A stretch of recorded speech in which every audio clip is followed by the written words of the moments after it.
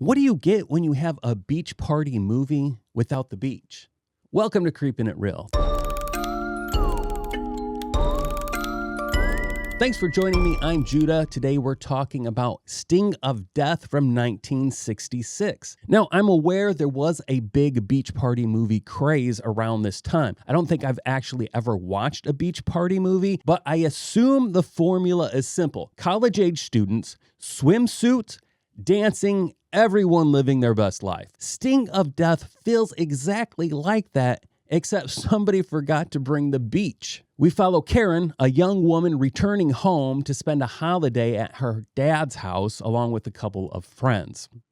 Now, her dad is Dr. Richardson, and he's a marine biologist. He studies sea life along the much younger and much hotter Dr. Hoyt, as well as their assistant Egon. Egon has a mild facial deformation. It looks like an old burn scar, and one of his eyes doesn't open up completely. He also has a crush on Karen, and this is because for years, Karen has been the only person that has treated him like a normal person, doesn't stare at his face like he's a freak. Eventually, a boatload of college students arrive for a pool party, and this is where the movie fully embraces its beach party roots. We get an extended dance scene showing off what I assume were the latest dance crazes of 1960. The camera spends plenty of time focusing on people in swimsuits shaking what the good Lord gave them.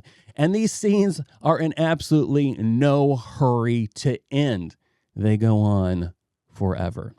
You'll also notice one male student in particular who seems determined to win the imaginary most extra person in the movie award. This is where the monster gets revealed to everybody.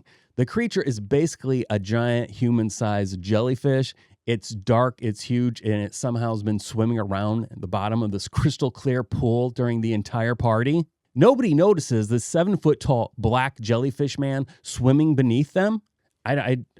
What? But to be fair, there was a lot of ass shaking going on. I can get the distraction, okay? Now, eventually, one girl decides she wants to go swimming. And apparently, this makes her the weird one. I think even the line was, she's gonna kill herself. I don't know if these people have ever attended a pool party before, but everyone acts like swimming is the strangest thing they've ever heard. Why take away from the dancing? What's this pool all about? We've got asses to shake. Anyway, she jumps in and suddenly comes flying out of the water, screaming with burns on her face. Another guy gets attacked too. Yet somehow, these 20-some people standing just 10 feet away don't see any of it. This causes the exit and ultimate demise of half the actors right here. All the college students board back up on this boat, and it's a decent sized boat, to get their friend to the mainland to go to a hospital. Unfortunate for them, the jellyfish man has every one of their numbers. He takes a hatchet to the underside of this boat, causing it to sink far off from shore. They can't swim back. And then he unleashes a swarm of jellyfish to attack these struggling students. Honestly, this is one of the best parts of the movie because we finally get to see in all of its glory the special effects.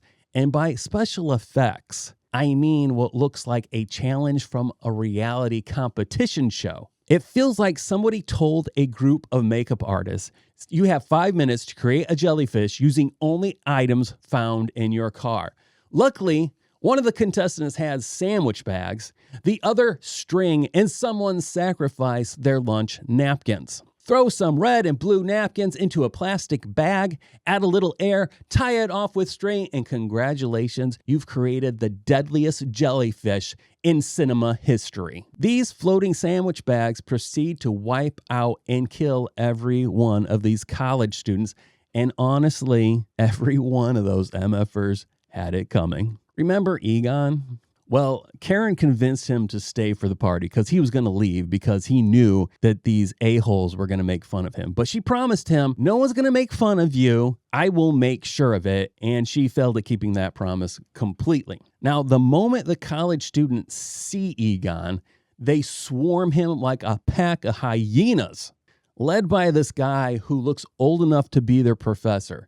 They surround Egon, shove him, mock his appearance, humiliate him until he runs away in shame. Now, Karen does put up a little bit of fuss, but not enough to stop anyone. She runs off crying, and Dr. Hoyt goes off to comfort her. Then the movie delivers what may be the most baffling line in the entire movie. Karen says, "I know they mean well." Excuse me, what? They mean well? At what point?